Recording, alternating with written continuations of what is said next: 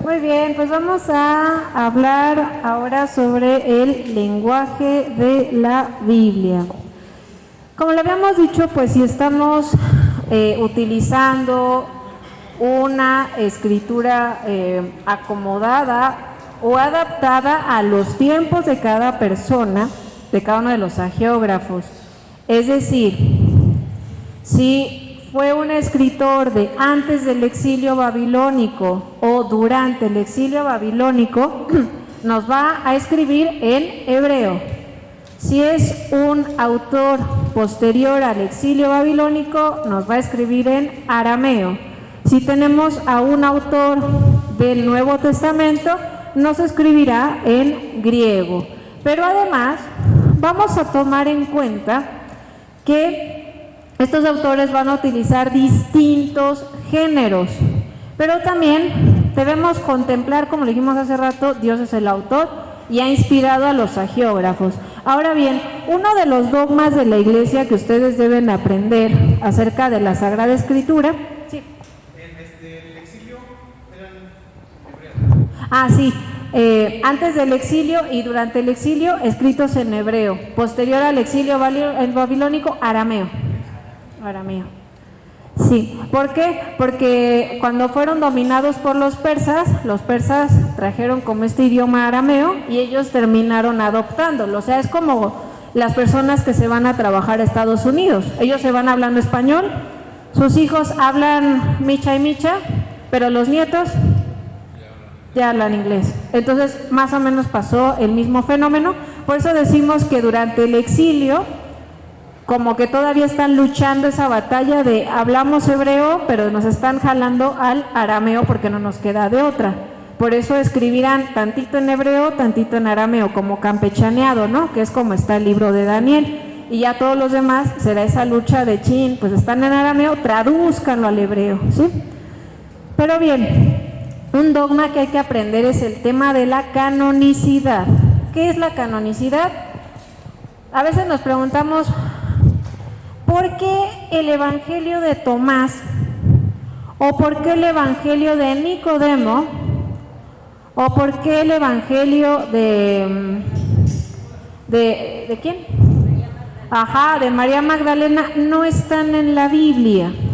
¿Qué es lo que designó o quiénes deciden cuáles sí están en la Biblia y cuáles no? Tenemos 46 libros en el Antiguo Testamento, que ahorita los vamos a decir, y tenemos 27 libros en el Nuevo Testamento.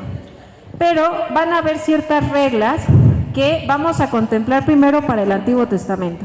En el Antiguo Testamento, definitivamente está en manos de los judíos, por lo tanto, ellos hicieron, más o menos como por el año 150, en el año 100, algo que se le llamaría como un concilio o una reunión de los más importantes dirigentes, es después de Cristo, como por la destrucción del templo. Lo que hicieron fue hacer una reunión, ese es el concilio de Yamnia, y decidieron qué libros sí y qué libros quedaban rezagados. Bajo la regla del hebreo y el arameo fueron los que entraron. Recordemos que si destruyeron el templo, y tenemos que irnos un pasito más atrás, en donde habían sido conquistados, después de los persas, habían sido conquistados en el año 333 por Alejandro Magno, es griego. Muchos judíos se fueron para Grecia, a eso se les llaman judíos de la diáspora. Cuando no podían ellos ya leer el hebreo, pidieron que unos ancianos les tradujeran la Biblia al griego. Por eso se le llama la Biblia de los 70, porque 70 ancianos le tradujeron la Biblia al griego. Ahora bien, cuando llega la destrucción del templo en el año 70, los rollos de la Biblia que habían en el templo, pues fueron destruidos, ¿no? Papalotearon en el fuego. Sin embargo, cuando quisieron rescatar los rollos de las sinagogas, habían varios que se quedaron en Grecia. Entonces, cuando hicieron ese concilio, ¿qué dijeron los judíos? A ver, traigan todos los libros que existan. De ahí los traen. Y de repente dicen Daniel, campechano, pero hebreo, arameo, y tiene 2 capítulos en griego. Esos 2 capítulos, fuera. Tráiganme ese libro. Y ese libro de Judith. No, nada más lo encontraron en griego. No, va para afuera. Encontraron el libro de Tobías, totalmente en griego, afuera. Entonces, ellos tienen menos libros que nosotros. Sin embargo, si esto fue después de la destrucción del templo, nuestro Señor Jesucristo ya había venido, ya había muerto, ya había resucitado. Entonces, cuando los apóstoles, los discípulos cristianos, leían las lecturas en las sinagogas y posteriormente en las casas al ser perseguidos, ellos seguían leyendo Tobías, Judith, los libros de Macabeos, sin ningún problema. Pero fue hasta el concilio, de Trento, en el año 1551, en que ahora sí la iglesia dijo, híjole, vamos a revisar cuáles son nuestros libros. ¿Por qué? Porque Lutero puso en aprietos todo, ¿verdad? Entonces, ¿cómo decidieron? Los libros del Nuevo Testamento. Lo de los judíos simplemente dijeron, pues vénganse todos, los que ellos ya tienen ya, pero nos quedamos con Tobías, nos quedamos con los de Macabeos, nos quedamos con el de Judith. ¿Por qué? Porque los cristianos los leían en las sinagogas, entonces es válido, y se los quedaron. A esos libros se les llaman deuterocanónicos, es decir, no siempre y no en todos los lugares fueron leídos, pero todos los libros aceptados sin ningún problema se les llaman protocanónicos. Entonces, ¿qué es un libro canónico? Un libro que cumple ciertas reglas para ser aceptado. ¿Cuáles son las reglas? Recta regla de fe, clara apostolicidad en el caso del Nuevo Testamento y uso constante en el culto, ¿vale? Entonces, ¿por qué no está el Evangelio de Tomás? ¿O por qué no está el Evangelio de Nicodemo? Porque no tienen una recta regla de fe en algunas cosas, o porque no hubo un uso constante en el culto, y porque no hay una clara apostolicidad, ¿vale? ¿Hasta aquí quedó bien las reglas? Bueno, además el Evangelio de Tomás es gnóstico, es herético, obviamente jamás entraría. Bien, ya dijimos lo del lenguaje humano. ¿Cuáles son los distintos géneros literarios que aparecen en la Biblia? Hay géneros narrativos, es decir, en manera de historia. Habrá libros escritos en poesía, no poema. ¿Qué es un poema? Recordemos nuestras clases de primaria. Que rimen y que parezcan calaveritas literarias, cosa que yo nunca logré hacer. Es una situación difícil, exactamente. Pero se quedan solo en poema. A pesar de que digamos los cánticos de los salmos son poemas, sí. El libro de las lamentaciones está escrito en poema, sí. El libro del cantar de los cantares, también. Pero ¿a qué se le llama poema judío? O poesía poesía judía. La poesía judía significa que las consonantes hebreas se parezcan, o el sonido sea parecido, o las vocales sean parecidas. A eso se le llama aliteración, ¿sí? Entonces, cuando nosotros lo traducimos al español y lo leemos, decimos, pues yo no le veo nada de poesía, pero bueno, porque estaríamos teniéndolo que ver a fuerzas en hebreo. ¿Qué otro género literario hay en la Biblia? Pues podemos decir que es historia de salvación. Si nosotros nos vamos a revisar el Evangelio de Lucas, él nos va a ubicar en el tiempo del rey Herodes. Estaba por ahí también el Evangelio de Juan. Tenemos a Pilato y nos ubica todo el sentido del pretorio, la famosa roca esa que se le llamaba Lithóstodos, que ahorita en español no me acuerdo cómo se llamaba, y así, ¿no? Entonces, también es historia, pero pues se llamaría más historia de la salvación. Ahora, ¿quiénes van a ser las personas indicadas para hacer un estudio concienzudo de la Biblia. Y aquí me voy a adelantar tantito al tema 5, porque yo no lo había preparado, pensé que era el tema 6. Así que nos vamos a quedar tantito en interpretación del texto y exégesis para descubrir los elementos del autor y su contexto. Pero a ver, dígame. Sí. El libro del Génesis, el relato de Adán y Eva, de todo eso, ¿en qué género entra? Pues sería un género narrativo mezclado con mitología, porque hay historias que son semejantes a la narración de Adán y Eva en los hititas, en los cananeos y en los ugaríticos. Pero, digamos, ¿en qué sería como lo mítico que una serpiente hable? Ajá, sería como una especie de didáctico, pero más que nada sería mítico y narrativo. Y además, ¿por qué no? Un poquito histórico de que los primeros seres humanos pecaron y por eso todos nacimos con esa herida, y aunque seamos bautizados, quedamos con la tendencia a pecar, ¿no? ¿Sí? Quiere decir mentira. ¿Mande? Mítico quiere decir mentira. No, mítico significaría que hace alusión a una realidad y esa realidad fue transformada para poder impactar a la sociedad y asustarla.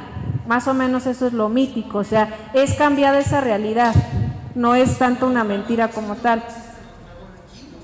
¿Los qué? Es como los dragones chinos, no existen. Ah, exactamente. Por ejemplo, de que hablara una serpiente, eso sería lo mítico. En el mundo de Adán y Eva, en ningún momento dice, por ejemplo, los animales hablaban con Adán y con Eva. Todos los animales, llegaba el león y le decía, hola Adán, y el otro, oh sí, claro, o sea, no hablaban los animales, eso sería lo mítico, una serpiente no puede hablar, pero ¿por qué hacen referencia a la serpiente desde una parte mítica? Es como decir, el demonio le habló a Adán y Eva y siseó. ¿Qué hace una serpiente? La serpiente sisea, ¿no? Y le narró una tentación. ¿Cómo nos narra el enemigo una tentación? ¿Cuál es su manera ordinaria de operar? Por medio de las tentaciones, por medio de imágenes, por medio de también imaginación, por medio también incluso como de voces, o ponernos una narrativa en la cabeza, como por ejemplo, ¿cómo se llama usted? Nati, párate y patea a la maestra porque te cayó gordo que dijera que fuera mítico. Pues una vez, ¿no? Entonces, eso sería, por ejemplo, una tentación hablada. ¿A poco todos vimos al demonio rondando por su cabeza y molestando a la de allá atrás? No, eso sería una acción ordinaria. La extraordinaria ya sería pues, todo lo demás que luego vemos en las películas, que son ciertas, pero no es el tema de hoy.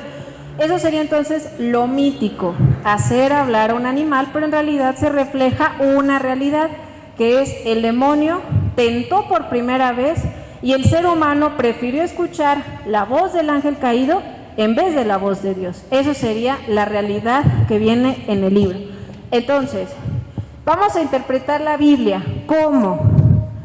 Reconociendo contextos históricos, reconociendo un poco de arqueología bíblica. ¿Qué más? Sabiendo un poco de historia judía. ¿Qué más necesitamos? Saber un poco también de la psicología de la narrativa. ¿Por qué ese personaje se ve que es iracundo? ¿O por qué ese personaje se enoja que amenacen su vida? Entonces tenemos que conocer también los contextos del pueblo de Israel. Entonces, por eso, ¿quiénes son los exégetas? Las personas que han estudiado bastante para reconocer todo esto y poder interpretar la Biblia con todas las fuentes que tienen a la mano, ¿sí? Y sobre todo lo que los va a caracterizar es que ellos tuvieron estudios de latín, estudio de hebreo y estudio de griego para saber la exactitud de las palabras. Pero eso significaría que ustedes no pueden hacer esa labor. No, sí pueden, pero acuérdense, vayan teniendo muchas bases. Como les decía yo hace rato, si quieren defender en contra del aborto, no nada más lleguen y digan, eso está mal, sino digan, es un asesinato por esto, estamos matando a un ser humano desde el vientre de su madre, ¿sí? Entonces, ¿cómo lo sé? Porque me la he pasado estudiando y estudiando y estudiando muchas cosas. Más o menos ustedes así pueden lograr hacer exégesis, ¿vale? Pero acuérdense siempre con la tradición y el magisterio de la iglesia. ¿Hasta aquí vamos bien? Bien, eso sería la lección 6, muy resumida. Digo, la lección 5. Esa sería la lección 5, el tema del exégesis, la interpretación. No sé si me haga falta algo. A ver, déjenme ver para no errar y continuar. Eso sí, nunca, por favor, interpreten la escritura sin pedirle al Espíritu Santo que esté con ustedes. Y eso ya es una recomendación personal. Si quieren leer la Biblia y enseñarla, sigan los pasos que dice el Padre Pío de Pietrelcina.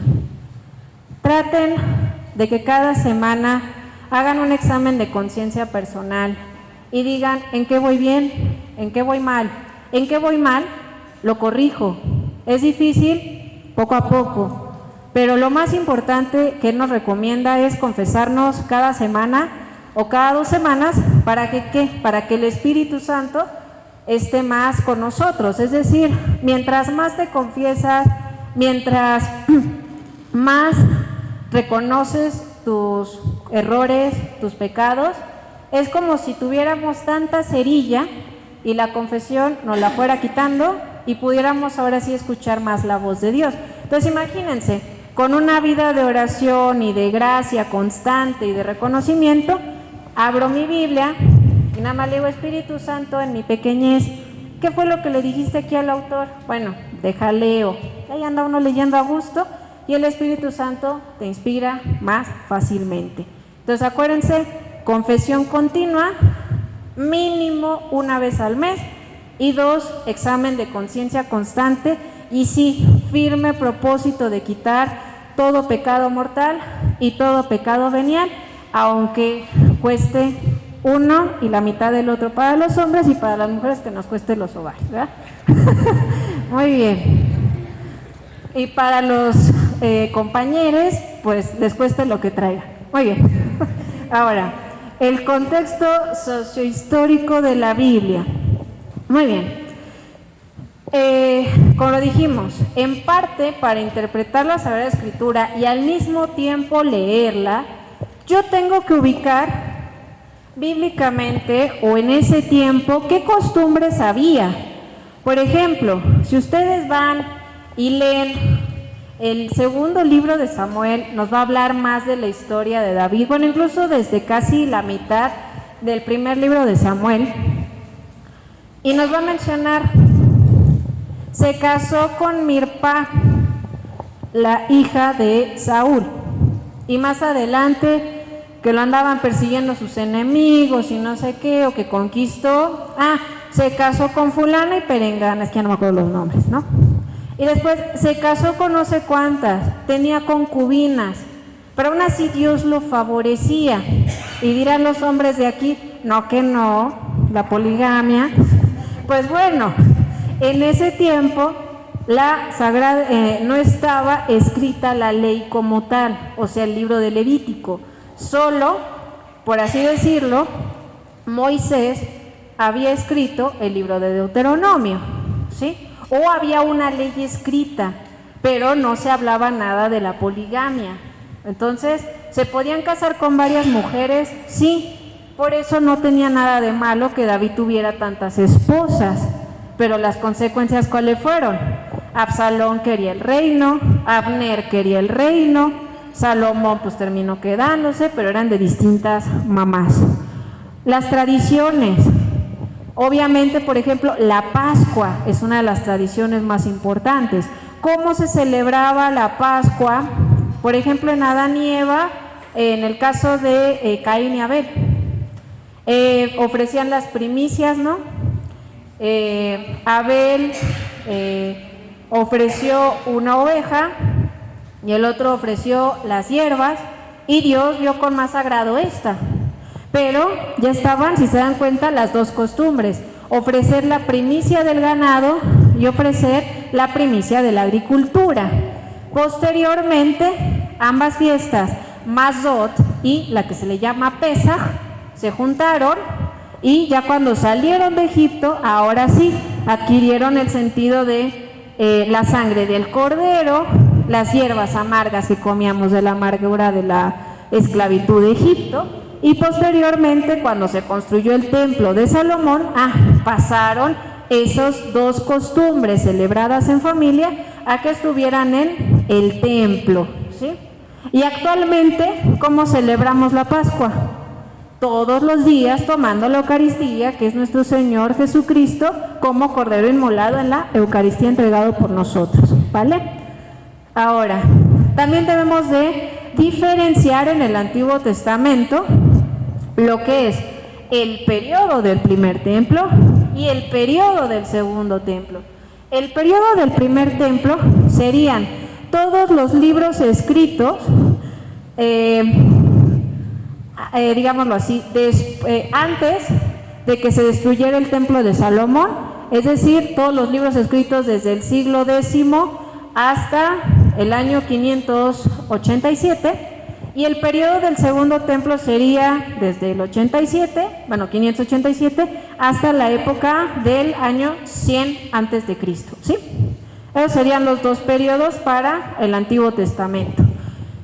Y tenemos que conocer más o menos las conquistas y el tema del exilio.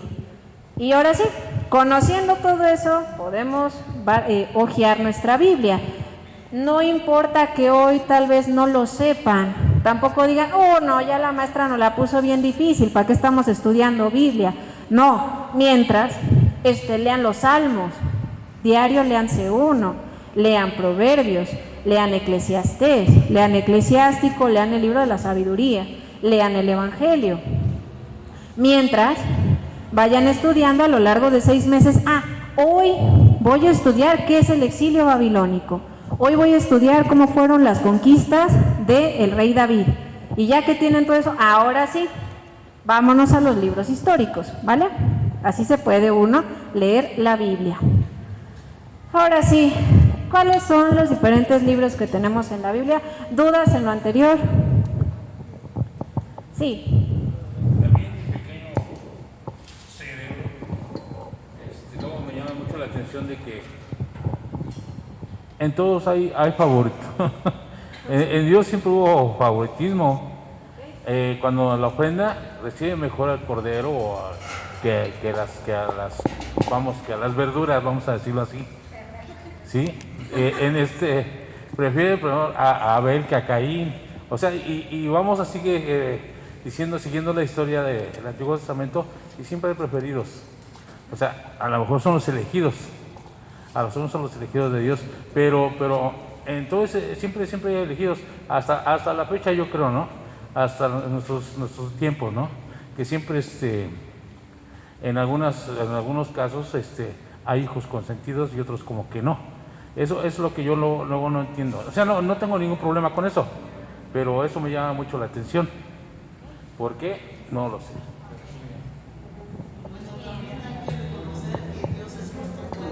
Bien. ¿Por qué digamos que hay...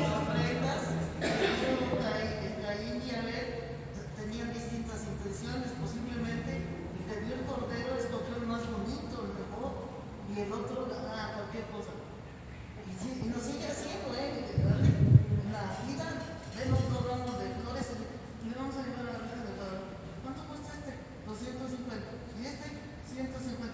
Era el de 150. Sí, no, digamos que en el caso del favoritismo de Dios, más bien tendríamos que tomar en cuenta, o más bien preguntarnos, y fue una excelente pregunta, ¿cuál es la misión que tiene cada uno de nosotros en la vida? Yo, con los talentos que tengo, los dones que he recibido, la vida que he tenido, ¿cuál es mi misión?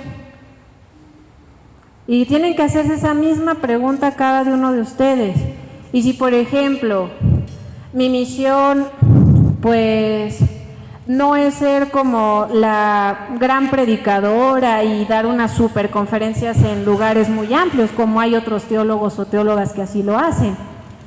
Y no por eso yo diré, chale, pues mi misión está toda ojéis. No, perdón, mi expresión.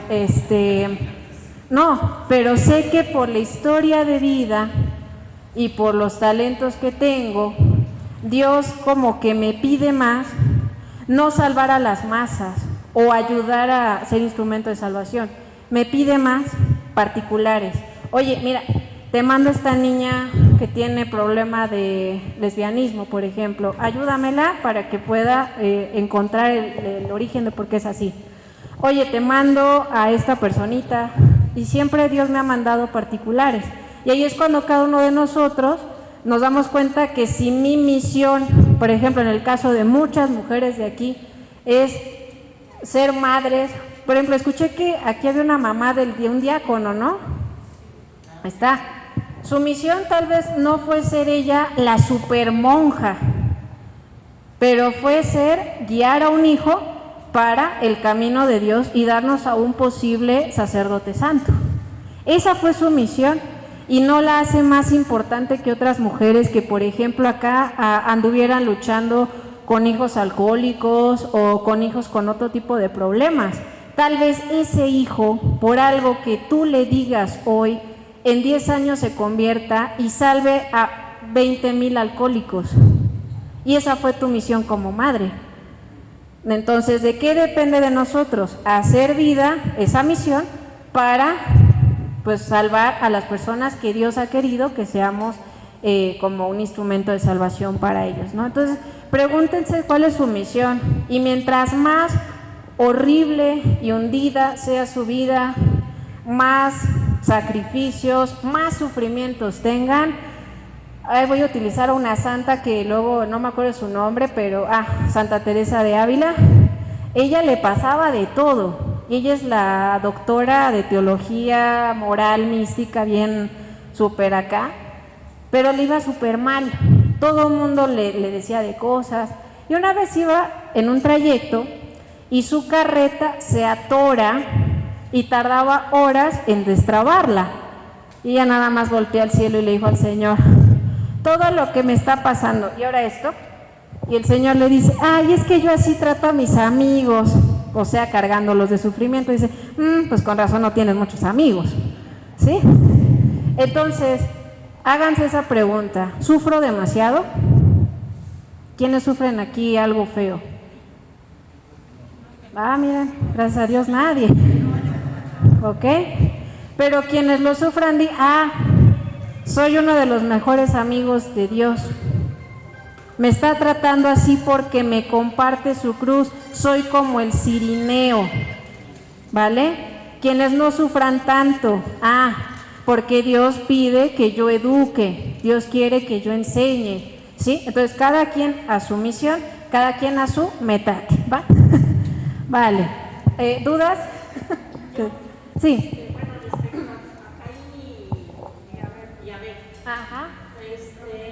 No es que Dios tenga preferencias por nadie. Para Dios todos somos iguales. Somos su creación, o sea, somos lo más hermoso. Si Dios hizo esa distinción fue porque vio el corazón de Caín y vio el corazón de Abel. Abel lo estaba dando por amor, sin ninguna intención, y Caín lo hacía para ser el primero en Dios y para que me hagas muchos favores, y entonces yo te voy a traer lo mejor para que tú me hagas favores a mí. Entonces Dios vio su corazón, Dios vio su intención, vio que no lo estaba dando de corazón, lo estaba dando con cierta intención, cosa que Abel lo estaba dando con todo el amor que él le tenía a Dios. Y todos somos algo especial para Dios y todos tenemos una misión y todos somos lo más bello para Dios y tenemos una misión, como ella dice, nada más que hay que saberla descubrir. Así es, muy bien, gracias por el aporte. Sí, les digo, cuando vean vidas como más impresionantes, no se dejen impactar. Sinceramente, Hay vidas tan dolorosas que uno dice, ay, pobres, pero créanme, son las personas que a veces terminan amando más a Dios. Así que como yo vi ahorita ninguna manita arriba, gracias a Dios, cuando dije, ¿alguien ha sufrido mucho? Más bien denle gracias a Dios porque no les ha pasado gran cosa, ¿vale? Pero en mi caso sí he sufrido, pero Dios me ha dado esa fortaleza y le agradezco infinito. Y dije una vez que estoy aquí por Ajá. el agradecimiento de todo lo que me ha dado. Así Todo, la fuerza, el poder que he hecho, la cuestión de inteligencia para resolver los problemas, ¿sí? Y el Señor sabe, pero como aquí lo que hay que hacer es estar contento con lo que Dios nos da, cumplir con su voluntad, porque es una ofensa para Dios que no aceptemos su voluntad. Sus mandamientos. Y otra ofensa es pensar que el Señor no nos da de su apoyo, siempre está con nosotros. Así es. Muy bien, entonces vamos a dar ahora continuación con los distintos libros de la Biblia. ¿Ustedes ya se lo saben o más o menos los ubican? Más o menos. Bien, pues vamos con lo primerito. Ok, esta es la clasificación que les marca su libro, ¿sí? Serían históricos, serían proféticos, serían didácticos y serían apocalípticos. Prácticamente los libros históricos vamos a estar incluyendo aquellos que narran un contexto específico de guerras, de prosperidad, de reinos, de jueces. Entonces estaríamos hablando de, por ejemplo, el libro del Éxodo, también incluso Génesis, Éxodo, Jueces, el libro de Primera Josué, de Jueces, Primera, Segunda de Samuel, Primera, Segunda de Reyes. Tendríamos el primero y segundo libro de Macabeos, primero, segundo libro de Crónicas, y también dentro de la clasificación de la Biblia de Jerusalén se incluirían el libro de Ruth, el libro de Esther, el libro de Judith, el libro de Tobías, ¿sí? Y esos serían como tal los libros históricos.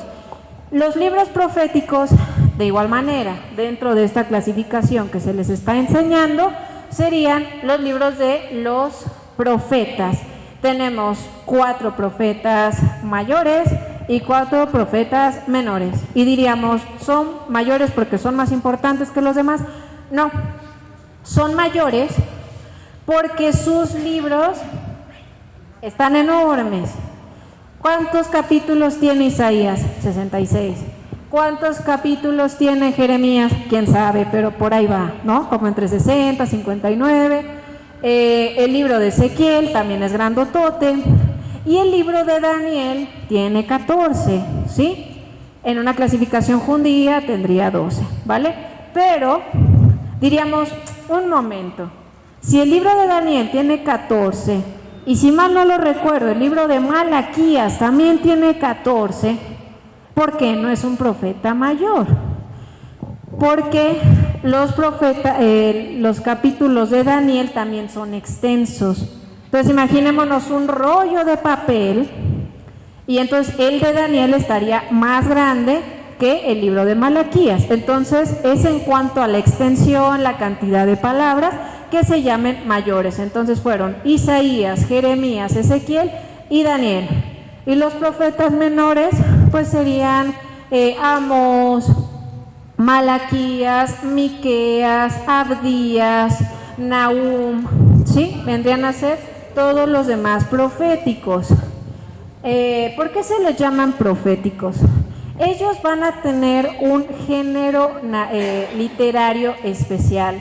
Sería tal cual y redundantemente profético, pero sería oracular, es decir, oráculo. ¿Qué es lo específico de un oráculo? Que siempre inicia con atención prácticamente y dice oráculo de Yahvé, ¿no? Y todos, ¡ay! Ya nos traen un anuncio de sufrimiento, de destrucción, de castigo, de reproche de Dios.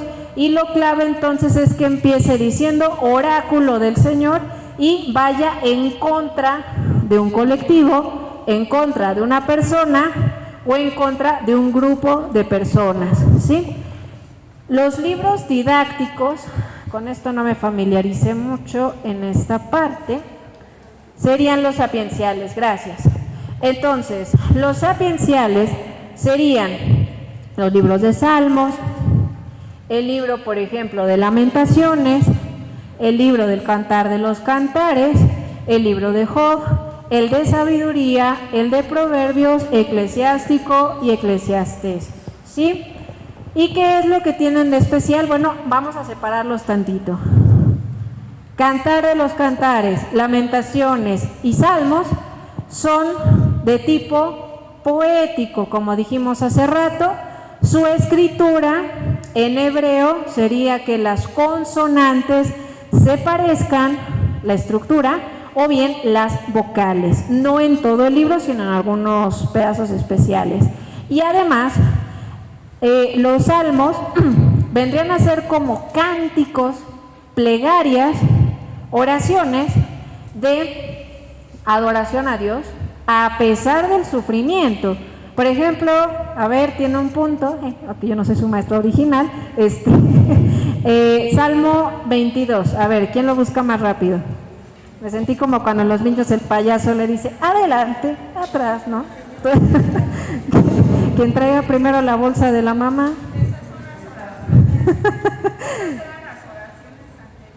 Ajá, sería la de los salmos, Salmo 22.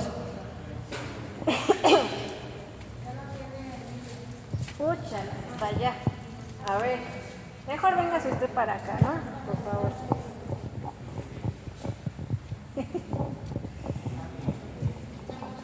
Salmo 22. ¿Quién lo van a leer? ¿Todo? No, nada más un pedacito. Sí, 6. Son 6.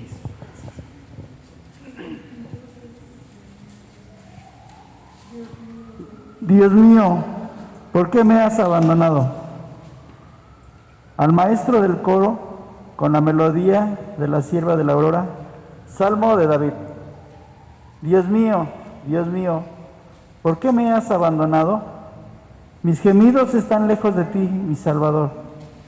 Dios mío, de día clamo y no contestas, de noche y no me haces caso. Tú estás en el santuario, donde te alaba Israel. En ti confiaron nuestros antepasados, en ti confiaron y tú los libraste. A ti clamaron y fueron salvados.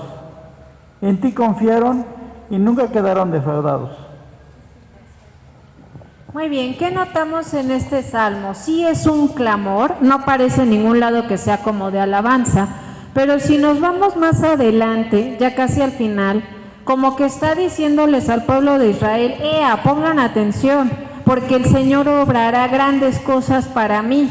Entonces, toda plegaria o oración que encuentren en los salmos es un canto de sufrimiento y posteriormente de confianza de que Dios terminará con ese problema.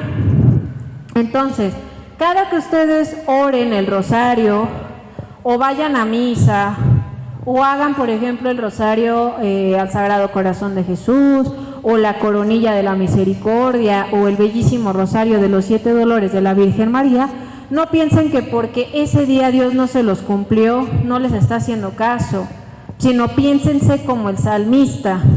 Dios está escuchando hoy tu clamor, pero te lo va a cumplir el día que hayas renunciado a tus pecados, el día que ese cumplimiento sea propicio para tu historia personal y para la misión que tienes. Entonces nunca nadie morirá sin la esperanza de que Dios cumplirá algo siempre y cuando sea para su reino. Por ejemplo, si yo le ando pide y pide a Dios, es que yo quiero 3 coches y nada más tengo 2 patas y soy yo solita, ¿como para qué quiero 3? Y si Dios no me los concede nunca en vida, pues no voy a llegar y reclamarle a Dios cuando esté en mi juicio particular. Simplemente eso no me edifica. Pero si yo le pido a Dios, convierte a mi familia o convierte a todas las mujeres que apoyan el aborto o convierte entonces como es algo que construye y edifica la iglesia, entonces Dios lo cumplirá tarde o temprano, ¿sale? Entonces, por otro lado, eso dijimos que son los didácticos, y los apocalípticos pues vendrían a ser el libro de Daniel. Esto sería en el caso del Antiguo Testamento.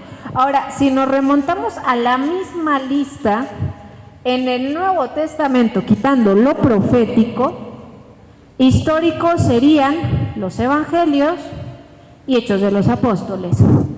Didácticos serían las cartas de San Pablo, y apocalípticos serían el Apocalipsis.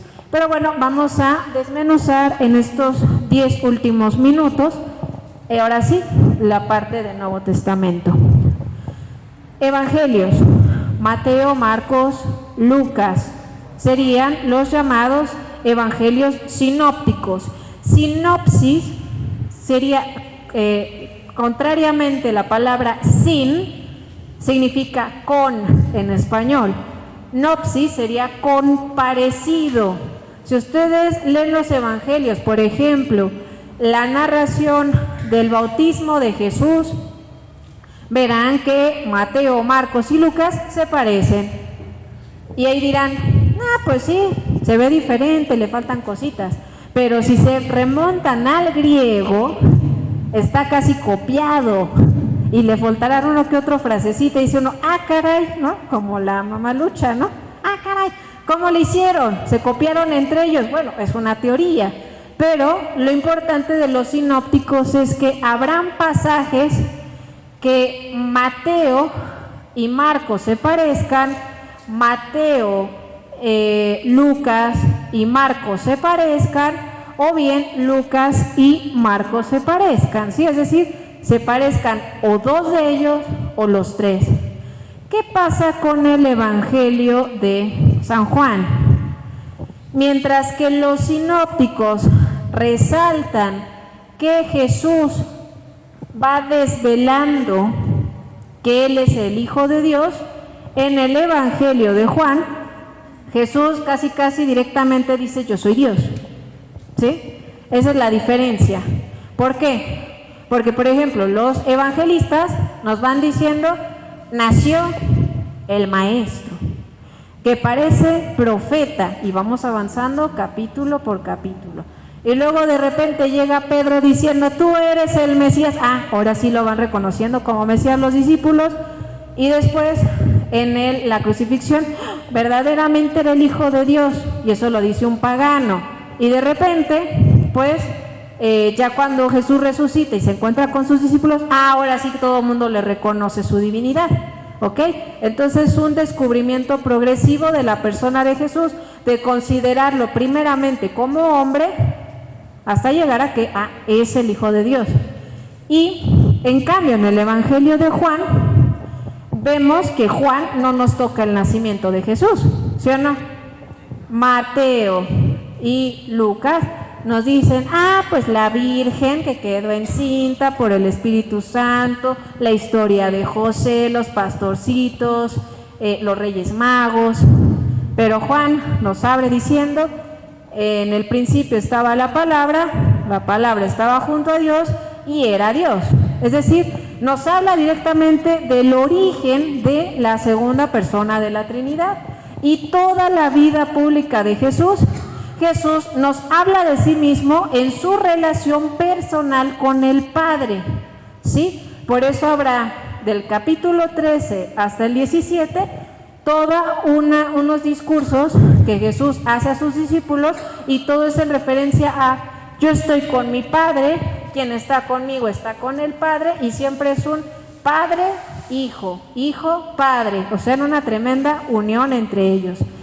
Y el tema de la pasión, los 4 evangelistas la abordan, también los 4 hablan obviamente del bautismo de Jesús, y todos hablan de la institución de la Eucaristía, pero digamos que el tema de la pasión lo narrarán con algunos detallitos más, uno menos, pero lo importante es que Jesús en todos fue crucificado, sufrió la flagelación, en todos murió, en todos fue sepultado y en todos resucitó, ¿vale? ¿Qué les recomiendo para una lectura devota, hermosa, de conversión? De verdad les va a encantar. Les recomiendo leer el libro de la beata Ana Catalina Emmerich, ¿sí? Y su libro se llama La amarga pasión de Cristo. Está un poquito caro en Mercado Libre, como 700 pesos, pero gracias a Dios lo grabaron en YouTube, ¿sí? Lo pueden encontrar. La amarga pasión de Cristo, Ana Catalina Emmerich. Al final le ponen una K, pero en realidad es una H, porque es alemán. Entonces, ese libro les va a ayudar a convertirse, lo que les haga falta de conversión, ¿vale? Y se lo puede recomendar a sus hijos. Amarga pasión de Cristo.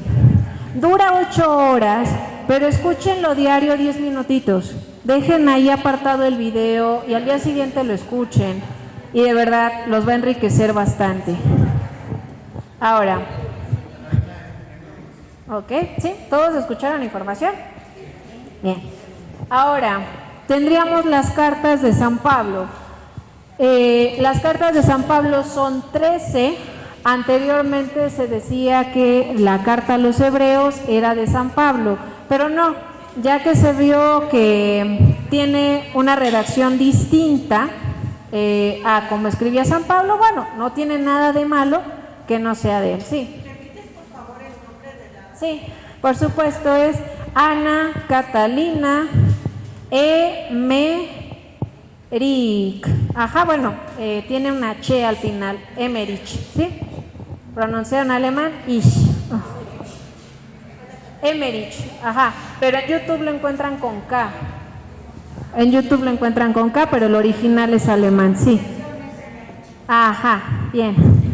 Ok, entonces, las cartas de San Pablo dijimos 13. ¿Y de qué nos van a hablar?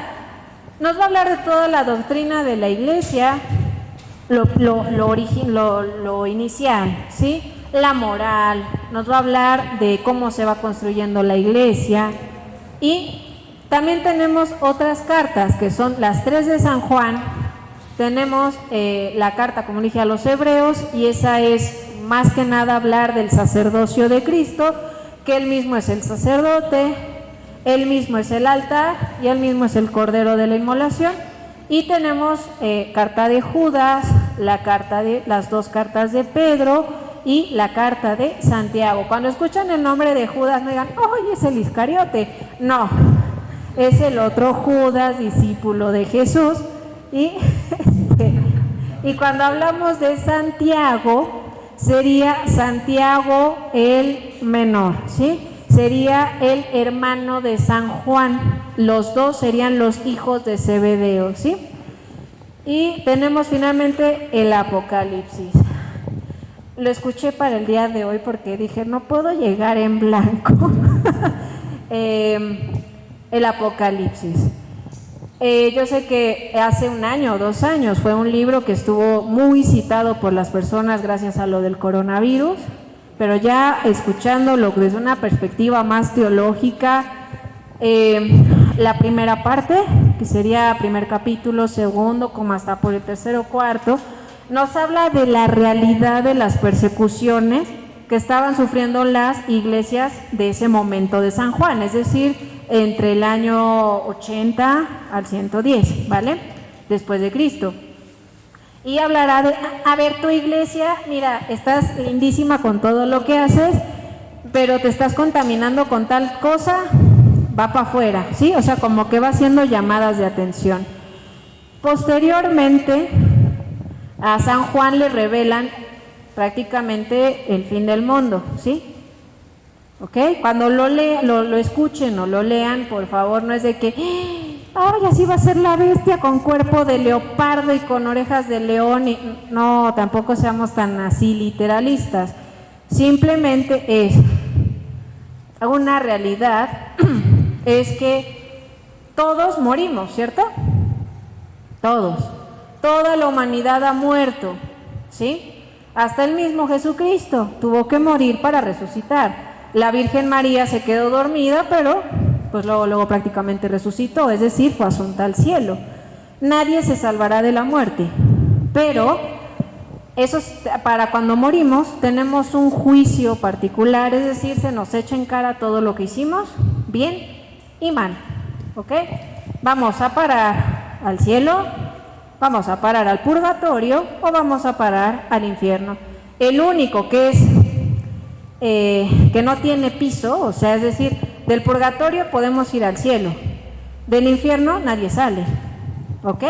Entonces, quien se va al infierno, el que se quedó, se quedó. Bien, ahora, eso fue el primer juicio particular.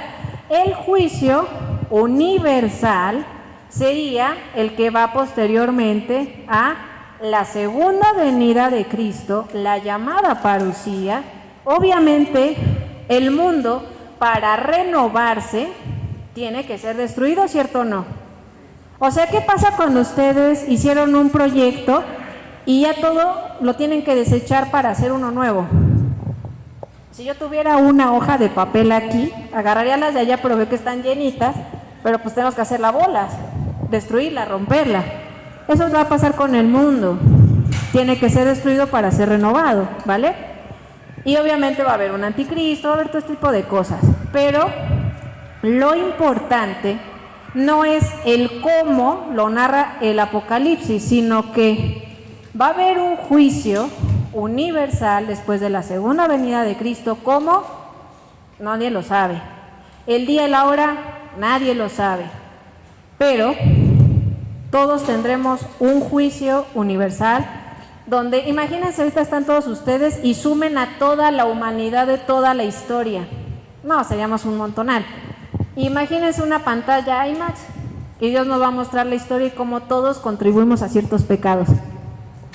No, pues ahí sí todos con nuestra, diría una amiga mía, se me cae la cara de vergüenza. Sí, a todos se nos caía la cara de vergüenza de cómo contribuimos.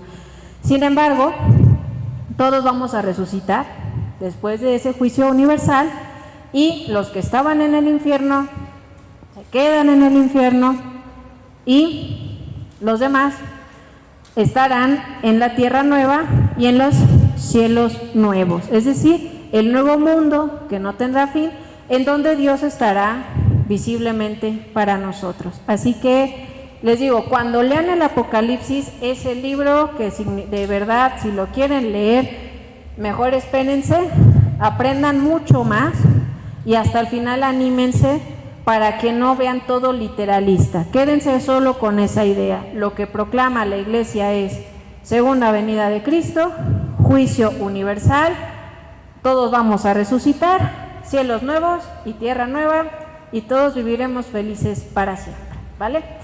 Amén. Así nos llenamos de esperanza. Ok. Pues muchas gracias y espero que les haya gustado. Ya llegó el padre Víctor, no vaya a decir hereje. A ver, padre.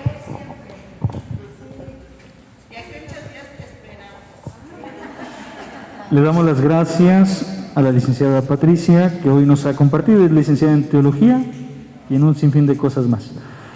A quien le agradecemos su presencia, el compartir la vida, compartir la fe, desde ahora hacerte saber que estás en tu casa, nos alegra tenerte en casa. Qué emoción, después de cuántos años, ¿verdad? Estudiamos juntos la teología. A quien agradecemos su presencia, su cariño, el habernos compartido este conocimiento en este día. Y pues te abrimos las puertas a tu casa. Bienvenida. Gracias a todos.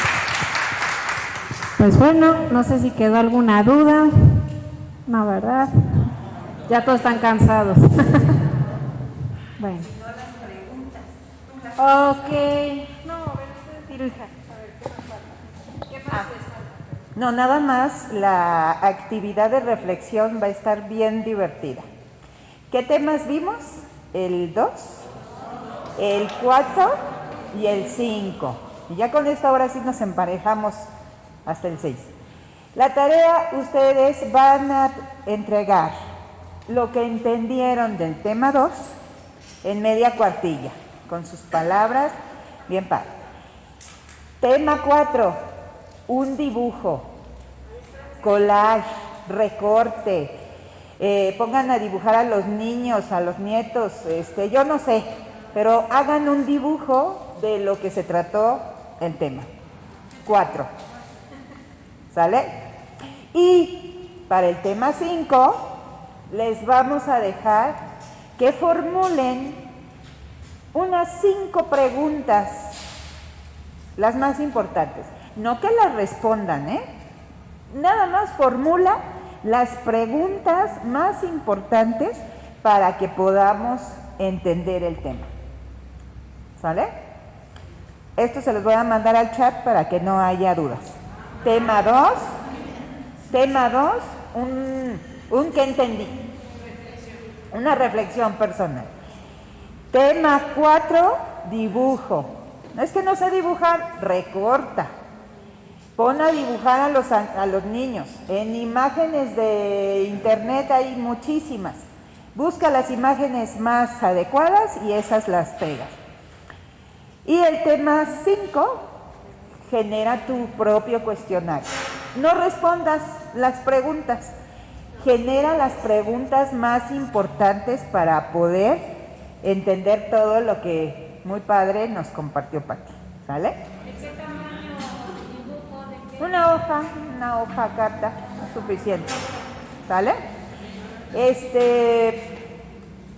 Nos encantaría que Pati nos revisara esas reflexiones y que nos retroalimentara, pero ¿qué creen? Nos lo va a retroalimentar el padre Víctor, ¿sale? Entonces, por favor, para esas, obviamente no entreguen fotografías, no entreguen audios, directamente en físico para dentro de 8 días. Dentro de 8 días, si nos vemos en martes, vamos a recibir la visita del padre Marcos de San Francisco, así que bueno, hay que estar súper puntuales y atentos, ¿sale? Muchas gracias, Pati. Gracias, padre Víctor, por tener contactos así. Y pues vamos a hacer la oración final.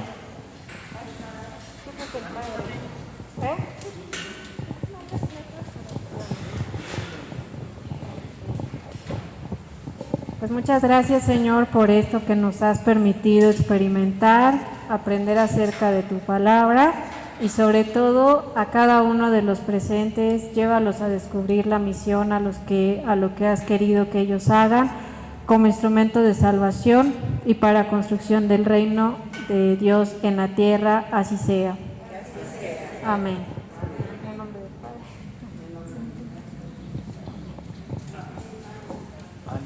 El Señor esté con ustedes. La bendición de Dios Todopoderoso, Padre, Hijo y Espíritu Santo descienda sobre ustedes.